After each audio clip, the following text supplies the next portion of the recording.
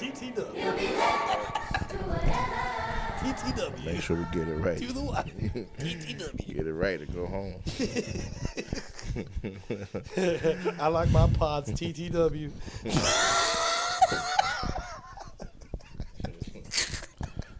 Yes. That's how it started today, though. Yeah. I love when it's Ness that starts the energy off. So it's, that's how I know it's going to be a good day. Welcome back to the TTW pod, as Ness likes to call it, or the Through the Wire podcast. TTW. I'm your host, Alan A.B. That's your co-host, Ness. What's good? Listen, we know what it is. You're not here for the shenanigans. You guys want to get right to the stats, and that's what we're here to do. Fuck our thoughts and feelings. All right? Listen, we're going to just jump right into it, man. How was week number 7? Derrick Henry is God. Oh, shoot. That's what we're doing. That's how week 7 is. Yo, man. Derrick Henry saved me. What they say is cheaper to keep her. Yeah. Man. What have we learned, ladies and gentlemen? If you have a generational running back, pay that man, because Yeah. the Giants learned a big lesson this weekend too. Oh, man, the Giants have been learning that lesson all season. I mean, the Philadelphia Eagles are blessed with Saquon Barkley. I mean, they've definitely filled a void for the team, and now they just have to worry about their defense stepping up a little better. The fact that like Saquon wasn't petty enough to go for his career high when he had the option on his former team, that's class. That was class. That's class. He handled that very, very, very, class. very demure. Right? Very mindful. Yeah. Even though they were burning his jersey in a parking lot. Well, idiots. Listen, we're gonna move past that. We had a new signing actually happen this week. Some breaking news: the Kansas City Chiefs traded for DeAndre Hopkins. Yes. For the Tennessee Titans, a conditional 4th rounder. Yep. So it looks like DeAndre Hopkins is now a Kansas City Chief. That's going to change a lot of the spectrum going forward. For any of you Juju owners, or if you guys are Pat Mahomes owner, this should definitely change the trajectory for the team. How do you feel about it? Oh, it's definitely going to help Pat, because Pat is having career lows in everything, yet they are undefeated. But this is a fantasy show. We need Pat to fucking be Pat Mahomes. For everybody who's starting him, we need him to be Pat Mahomes. I'm tired of seeing this middling bullshit. Nah, my guy, you are basically like the standard of what a quarterback is in this league right now. Yeah. I need you to step the fuck up. I agree. I mean, honestly, Pat Mahomes is doing everything he needs to get the job done. So, I mean, I'm sure there's no complaints from the back office in Kansas City. But for the Chiefs, for the owners of Pat Mahomes and fantasy, I mean, right now, this might be the turnaround that you've been looking for. Facts. Hopefully, you guys get the numbers that you're expecting. Hopkins honestly opens the game up for them. So, I mean, even for Kelsey owners, this might actually help Kelsey owners see the return that they were hoping to see in drafting him so early in the draft. So, I mean, I hope it does help you guys in that way. We're going to be moving along because we actually have a really quick episode today. Reason being, we're getting rid of the watch list today. I think it makes sense to just scrap that at this point. Week 8, baby. Yeah, we're at week 8. We're gearing towards playoffs. That's it. There's no point in watching shit no more. The playoffs start in week 14. Okay, you have about 6 weeks left. This is the countdown. It's the final countdown. Yep, you got 6 weeks left, guys. So at this point, if you don't know who you want to add to your team, I don't know what you're sitting around watching anyone for. Add them or lose them, because these are the players that are probably going to either get you to the playoffs and hopefully through the playoffs. So at this point, you should be strategizing for not only the next few weeks, but what player schedules look like in the playoffs. Who can you rely on going forward? Do you guys have strong tight ends? Fill those voids. Right now, this is the time to start making trades. Trade deadlines are about most leagues. November 4th? Yeah, so about for most leagues. So about a week. So, I mean, if you're looking for any, space to fill in your team, running backs, wide receivers, depending on if you're in a 12-team league, there are not a lot of options out there, 10 to 12 team leagues, I would definitely recommend starting to organize your playoff roster now. Don't wait. 16 man, you've already started because you're bare bones picking at that point. Before we go on to the ad list, we would also like to say we're not going to be doing the drop list this week either because it's just too hard to figure out who to drop at a moment like this. I know bye weeks are typically going on. In a weird twist of events, this is actually the 1 week, week 8, that there are no byes, and I don't know how to make sense of that because honestly, the bye weeks have started since week 5. Week 6 and week 7, there were teams on the bye. There's no teams on a bye week this week. However, week 9, week 10, and week 11 and 12. Sorry. What the fuck? Is this for real? Yeah. This is wild. Yep. This is wild. Yep. With week 8 up next, all teams will be playing. I mean, there was a lot of issues with injuries this weekend. We saw Mike Evans went out with an injury. Mike Evans is down. He's down for a few weeks. And Chris Godwin, unfortunately, he suffered a season-ending injury. So might be the last time we see him in a Bucs uniform. I believe so. He's going to be a free agent after this season. So ultimately, you know, this is going to be something that affects a lot of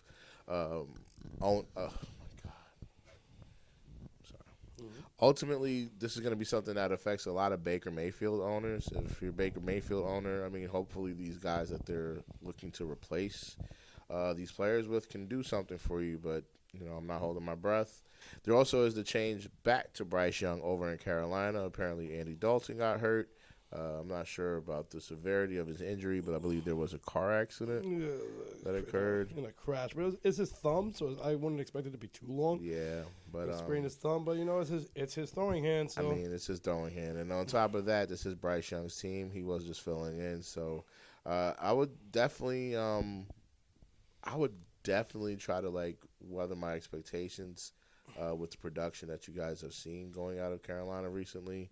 It was only the product of Andy Dalton coming in. We all, you know, we called it from when he came in. We saw the Red Rocket coming through. Boys, we knew what to expect, but now that he's gone, we might have to go back to weathering our expectations on what comes from this as well with Bryce Young. Yeah. So basically, start the Denver Broncos DST if you have them. That's the easiest. Get their defense easiest points you're gonna get all week. Yep. But aside from that, I know there's also no drop list this week, and one of the reasons for that is because not only is this the hard part for the season where we're basically getting ready for the playoffs, so it's pretty much like, look, you know, at this point, hopefully you've been putting your team together and you're trying to figure out who the backups are. But I also would say this is kind of like just getting into the thick of the bye weeks, and it's kind of weird. I'm going to let Ness explain this because there's no bye week this week, but somehow there's a list of bye weeks to come. So I'm going to let Ness break this down. Apparently, we're having a weird anomaly when it comes to the schedule this year where we have 2 weeks where we're going to have no bye weeks. So apparently that's going to be week 8, which is this coming week, and then also following week 12. Apparently in my research that usually having nobody on bye week 12 is a normal occurrence, but seeing that having nobody in week 8 this is the first time we've had no teams have a bye in basically 2 weeks in the season since 2003. Mm-hmm. It's been 21 years since that's happened last time. It's been a while. Mm-hmm. And that's a weird anomaly, especially since now we have more games than we did last year. Even just the amount of bye, like even the amount of teams that are on bye in week 14. Did you see that? It's insane. Like week 14, there's 1, 2, 3, 4, 5. There's 6 teams on bye at week 14. I've never seen bye weeks go that far. What are we gonna be watching? There's also 1, 2, 3, 4, 5, 6 teams on bye in week 12. There's no week 13 this year. That week 14. Oh man, I hope you guys win your divisions because that's 1 week I don't want to have to play. Yeah. So I don't know if we reported that this was there's no week 12, but there's no week 13 this year. Oh, okay. Week 12, there's about 6 teams on bye. There's 4 teams on bye week 11, and then there's another 4 teams on bye week 10. Yeah, I mean, honestly, I don't know what to make of the schedule this year. I don't know if this was a mistake that the NFL made. But feels like it. it's going to be painful for anyone that's trying to make it to the playoffs. I mean, shit, like I said, that first week of the playoffs is gonna be a bitch. This is what I was. Week 4. That's gonna suck. Teams on by the first week of the playoffs. Win your division. That's gonna suck. This is what I'm trying to tell you. Like, it's right now. You need to be planning for that right now. If you're not in the clear number 1 position in your league where you have the first spot, you better know who you're starting in that first week of the playoffs if you go, because it's not just getting in the playoffs, it's going through the playoffs. So getting deep into the playoffs. I'm not going to tell you who to drop, because at the end of the day, it's not that simple anymore. Right now, it's about strategy. It's about coming up with the teams and the players that are going to just get us not only through the bye weeks, because this is going to be hell for y'all to get through the bye weeks, because they're building up to the playoffs. It's also the bye week in the playoffs in week 14. So these are things you want to keep in mind while you're putting those last few pieces together on your team. Yep. Yeah. Well, with that being said, we're going to go right into the ad list. Basically, this is the area where we're going to give you the list of players that we think you should just have on your team at this point, and it's up to you to make that decision. All right, so welcome back to the ad list. Basically, we're going to go through a list of these names like we said, and we're going to try to make it quick for y'all. So who's the first name that we add to the list today, Nas? I start this segment. Oh, that's right.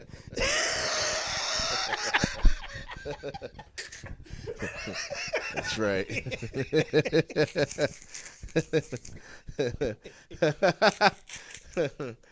Oh, man. Yeah. Oh, my God. Yeah, you know what? I don't want to be skewered for saying this, but my first ad at the quarterback position, Who you got? Mr. Unlimited himself, Russell Wilson. Whoa. You know why? Yo. You want to know something? George Pickens is happy. If George Pickens is happy, I'm happy. Keep Russ in there. That nigga's going to be throwing the ball. Like, Van Jefferson has scored a touchdown for the first time I've ever seen in his career. I've seen. Yo, I ain't gonna lie. And you being a Steelers fan, every single pass option just got raised up because Russ, is going to throw the ball. Yo, you know how hard it is not to pick up people on my team right now? Oh. I'm a Steelers fan. And I try to, like, I have this real, like, Madden rule where it's like, you know, don't put them on your team. It's bad luck. Don't add any from your team because, like, I don't want to, like, jinx it. You know what I mean? Because it's like, my team is like J-Lo's love life. Everyone ends up hurt. And I just can't see a Steeler go through that, Ness. I'm not going to add anyone from the Steelers. I think I might actually let go of Pat Freiermuth. You want him? I have no need, my friend. Damn it. Well, unfortunately, that's the truth. Well, a tight end that you might want to add to your team this week is Kate Otten. Kate Otten is basically the only viable option that we know is still left in the Tampa Bay Buccaneers. Everyone's gone. Man, Chris Godwin and Mike Evans being gone raises everybody's potential. Man. It's a crapshoot down there. We don't know who's getting the ball. At this point. So, hey, Kate Otten, your potential's through the fucking roof, my guy. You know what I've been saying about the tight end position. There's really nothing left. This is the trash can. You're at the bottom. Pick what you can. That part. Who else you got? So, like, my next pick, I believe that we should all be looking out to try to pick up Cedric Tillman from the Cleveland Browns. Nice. Because he seems to be the person that's benefited most from Amari Cooper being gone. True. Yeah, that is definitely true. And that's for three. And in that one game, he had three different quarterbacks throwing to him. That was Deshaun Watson, rest in peace. Your career is done. Dorian Finney-Smith, or I think his name is. No, not Dorian. It's DTR, so Robinson, something like that. So whatever. It was the kid that's trash. And then Jameis Winston. Sounds way easier than Tua Tagovailoa. Uh-huh. Yep. Accountability. Yeah. But three different quarterbacks in one game, and he was still able to get targeted. I mean, honestly, 12 targets. You know what you're dealing with here. There's not really much left. Just go get them. Like if you're looking for wide receivers right now, there's a lot. but not for long. Mm-hmm. So, I mean, right now, yeah, Cooper being gone, it's his field. I mean, if you can have the number one receiver in any team at this point, just grab him. You know? I know his projections won't show it, but it's basically what it's going to look like. Yeah. Another person that I'm going to add to this list, another tight end. I dropped him, thinking about adding him again. Zach Ertz. Zach Ertz has been playing way better as of late. I'm not sure what was going on in the early season. I know he was troubled with some injuries, but lately, you know, I've been seeing Zach Ertz. Zach Ertz has been bringing in middling tight end numbers. I would say, look, at least if you're going to look for a floor, it's a quality start. You're going to get somebody that can at least give you a quality start. Like Ness said, I mean, he just got his first touchdown for the year this year, last game, and it seems like he's seeing an uptick in targets. Like, I know at first it was about 4 targets a game. It spiked to 8 during week 5, but it looks like it's starting to go to 5 targets a game. And I'm seeing a difference in his yardage as well. You know, he's starting to see a lot more receptions. He's been, you know, it's been a slow start, but I feel like Zach Ertz is going to be a strong finish. If you're looking for someone to fill in that tight end slot or even just have a safe backup in case, again, injuries and bye weeks are coming, Zach Ertz would be somebody I would have on my bench right now. I'll definitely have him on the team. I agree with you because it's the tight end position, man. You got to temper expectations when it comes to tight ends. Temper that expectation, man. If you don't have George Kittle, temper that expectation. Who else you got, Ness? If you're going to stick with tight ends, I would just go with Hunter Henry. Great pickup. Because Hunter Henry is just showing, even now with Drake May, he's showing that he's like one of the main consistent pieces over there in New England. Mm-hmm. I believe that he's going to continue to have a good year. And like I said, it's the tight end. Yeah. It's a tight end. Yep. He's not going to be like flashy every week. He gave you a touchdown last week. He scored over 10 points. Yeah. But it's not going to be like that every week. But it's tight ends. You got to temper expectations. You know what's out there. Like this is really, again, man. When you're dealing with tight end, this is not a position that's been heavily like high scoring this year. So if you can have someone that can bring consistency on this level, you gotta have him on your team. I would say don't leave him on the waiver wire, especially if you're someone who's in the 10 to 12 team league. You need backup tight ends. I would say don't just settle with having one. If you're a person that doesn't believe in a backup tight end, you are going to lose your league. I'll tell you right now. I would say just it doesn't mean you might not use them, but just I'd rather have it and not use it than it's a good problem to have. Than need it and not have it. Mm-hmm. It's a good problem to have. Great problem to have. Another person I'm going to add to this list this week is running back from the Denver Broncos, Jay Williams. I believe Javonte. Thank you. Mm-hmm. I know he's been a punching bag for a good part of the season, but I agree. He's starting to see some uptick. These last few games, he's definitely been seeing an increase in his attempts. He's also been getting receptions in the passing. He's been also averaging about 5 targets a game. So I also think that's something to be considering. Also the ease of schedule. Like I'm looking at the Broncos schedule going forward. You have a pretty light schedule where you got Cleveland, Atlanta, Carolina. Baltimore hasn't been that strong this year. Kansas City's defense, I'm sorry, I thought they were doing better, but it looks like they're not that strong. But they're ranked 32nd, so I guess they're pretty far back there. No, I take that back. They're good. That means they're good. I'm about to say, I knew they were doing good this year. Why am I bugging? Because 32. Yeah, I was just talking about how good their defense is this year. I'm sorry. I take it back. Their schedule looks pretty decent going forward. I mean, you have Carolina, you have Las Vegas, you got the Cleveland Browns, Baltimore, who hasn't been playing that amazing, Indiana, Cincinnati. Like, honestly, even just for the playoff schedule, I would consider him because week 15 through 17, oh, man, he's on a bye week 14. Ugh. That's one of those teams that's affected. I mean, it'll be awesome for after week 14 if you make it through the first week of the playoffs. Damn, that's crazy. But, no, I'm in full agreement with you. Yeah. It's that, you know what I'm thinking is that happened? That bye week sucks. That part. But, when it comes to Javonte Williams, what I think that happened is that there was like a period 2-3 weeks back where he almost got replaced by Tyrone Batty. Oh, yeah. I think what happened was he got the let fear that of fire. God. He got the fear of God put into him. He almost lost his starting position. Yeah, he almost lost his job. That will do it. So he's like, all right. I seen him float on so many. Showing improving now. It's funny because I seen him float around so many waivers, like added, dropped again. But he's ever since that week when they showed that like bro, we will go away from you. Yeah. From that week onward, he has been a must start. Got you.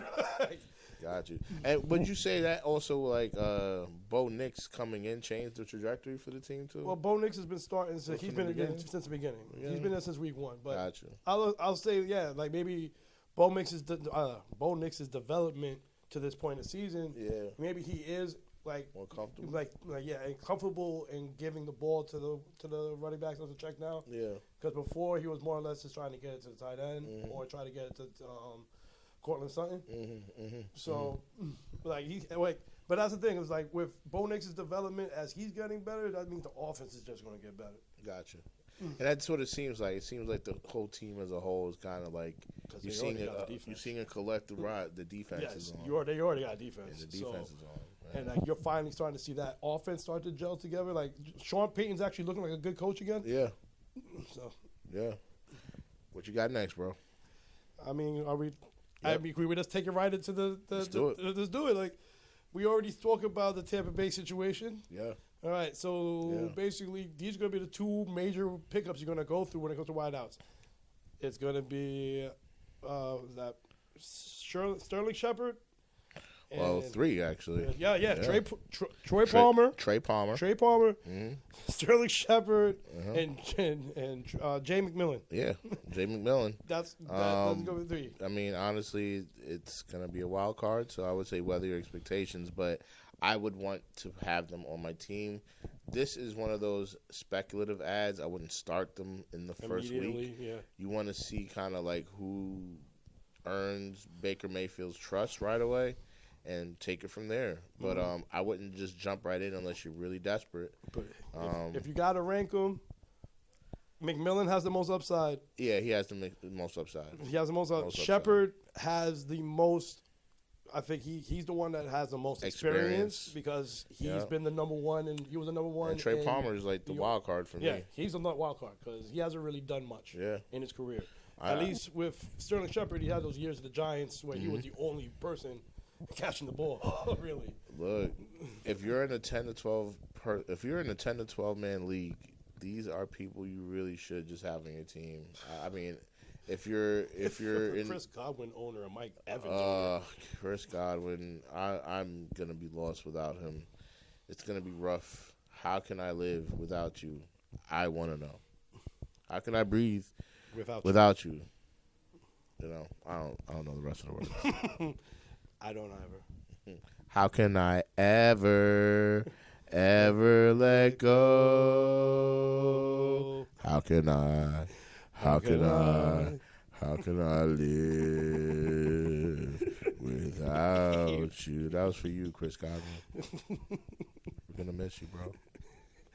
Hey, there's been another episode. If you do not put no angel wings over this nigga's face.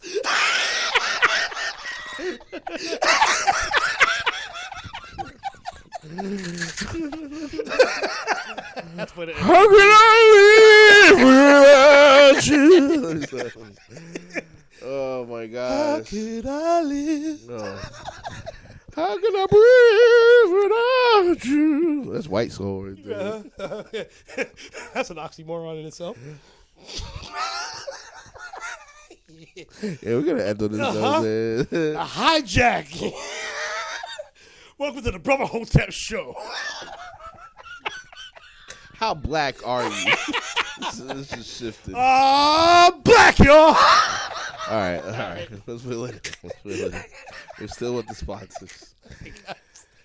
All right, thank you for tuning in for another episode of Through the Wire podcast. I'm your host, Alan A.B. I'm Ness. Yes, thank you again for checking us out. And thank you to Podify Studios for this lovely space. We appreciate the area that we get to use to be really creative here with you today. If you guys do have any ideas you want to get out there, go ahead and hit up Podify Studios in their DM.